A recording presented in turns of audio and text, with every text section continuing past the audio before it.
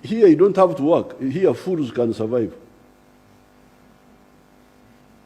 Yes, even if you are a fool here, you don't die, or you die slowly.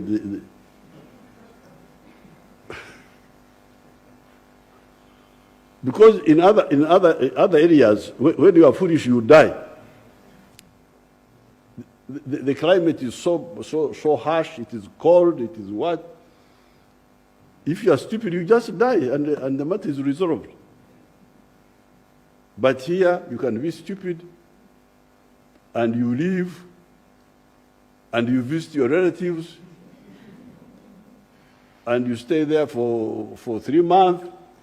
What are you doing here? I have come to see you. See me what?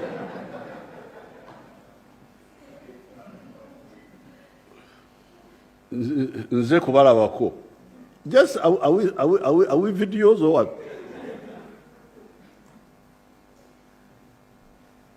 But they are eating, they are what? So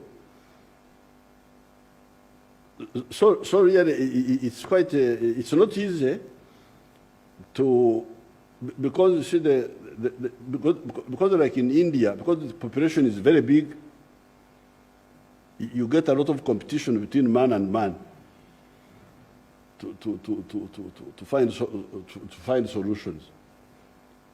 Or the climate forces you to be disciplined. But here, you see them in Kampala, just sitting outside there, playing mweso, but they are all fat with big stomach like this.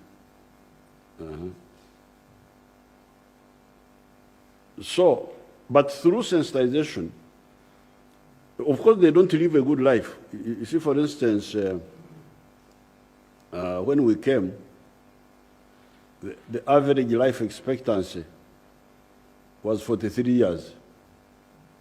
You would die at 43. But you die quietly.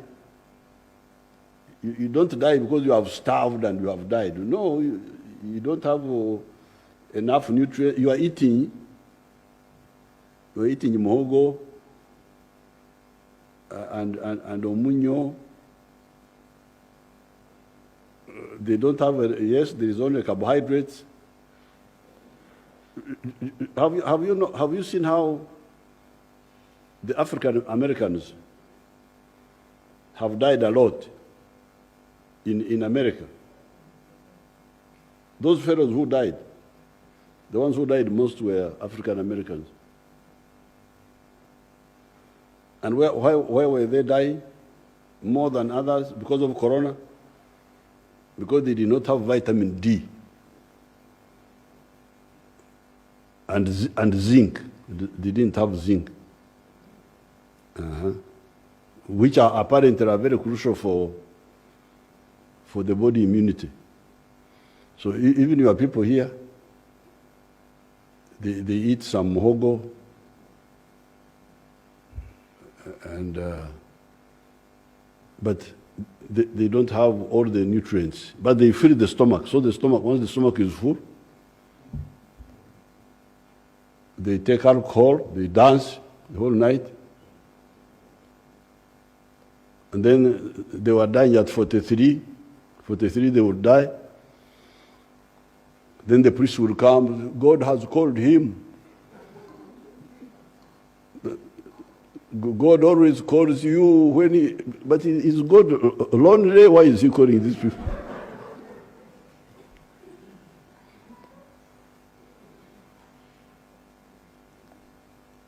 Why doesn't God call Japanese? Japanese live up to the age of 79. That's the average life expectancy of Japanese.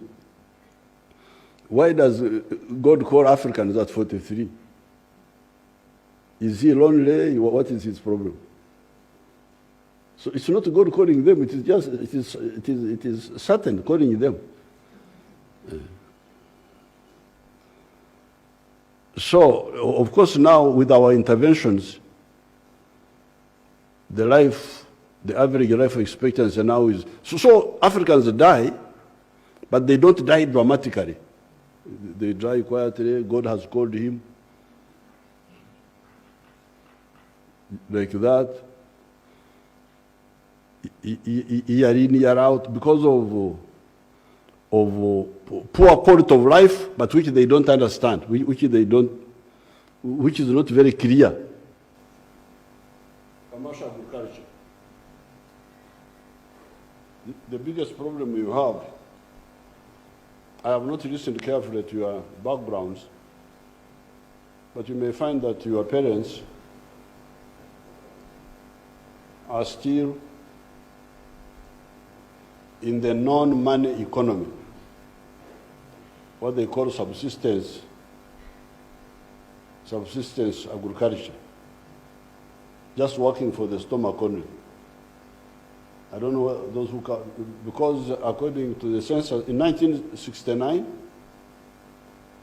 96% of Ugandans were working only for the stomach, for eating. Teach, may each, can, local, okora olubuto lwokka. That was 1969. This is the biggest problem of your country. 1969, 96% of the people were working only for eating. By 2014, the figure had gone down to 68%, working only for the stomach. They have land, they have water, they have, like in Otuke. There's a lot of land there. All those places we are talking about, Otuke, Serere, all these areas, Toro, Kakabarole, there's land.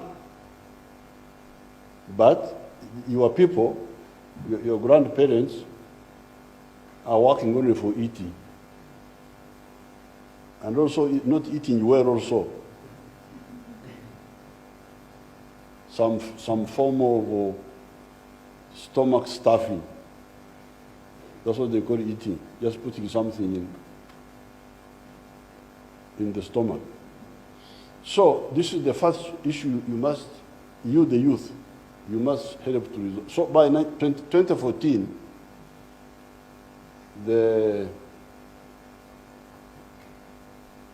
people working for the stomach and the pocket, for eating and money, were only 32%. 2014. However, I started this effort almost 60 years ago, because I had seen it when I was young. And if you go to my area where I will invite you, I would want you to come to go. Because you say you are innovators, I think it would be good if you are even mere imitators. Even if you didn't innovate, if you only imitated, if you only copied, because other countries have done it, like Europe went through agrarian revolution. It went through industrial revolution. So even if you copied, forget about innovating. Even if you copied what somebody else did well, and you also did it here, you would have gone many miles. So if you go to my area, where I started almost, but specifically 54 years ago, I no longer have people who are working only for the stomach. They are now all working for the stomach and also the pocket. But I have been, when I did my experiment there, I introduced it to the whole country, but people don't attend to it. They are busy running up and down. So they don't get it. So some of the areas, Like for instance, my Kasumoro girl, recently I was in Kawar area, and in Rwanda, 92% of the people are still working only for the stomach. Only. And I think in Ruchiga it was like 90%, something like that. So this is where there's a big problem. To wake up your grandparents, to wake up your people, to join the money economy. Because many of the 68% by 2014 were outside the money economy.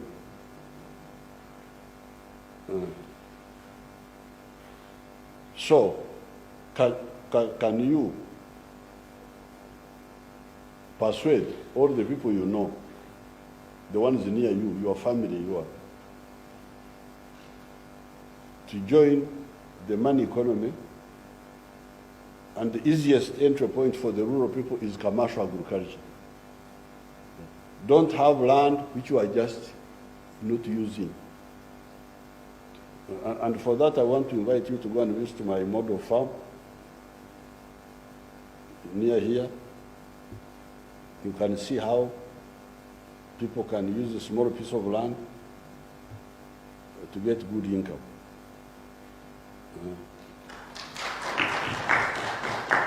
And then afterwards, you can go to my rural area to see what we call socio-economic transformation.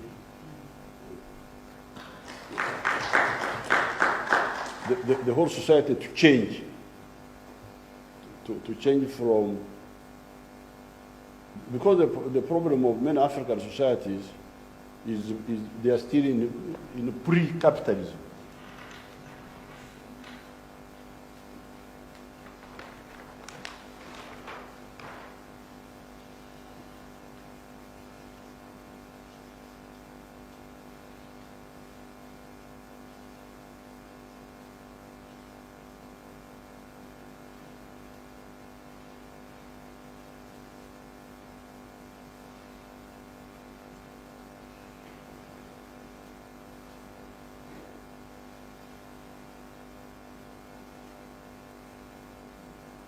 They are suffering from moneylessness.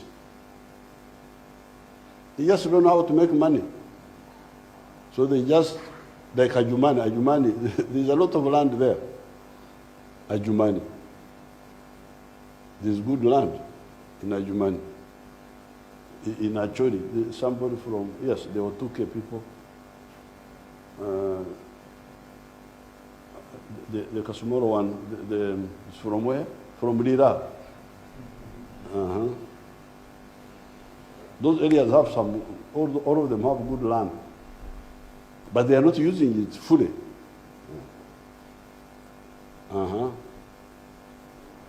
So that's why we say everybody must work for the stomach, for eating, but also for money. Because the problem is sleeping, actually. Do we have a Musoga here?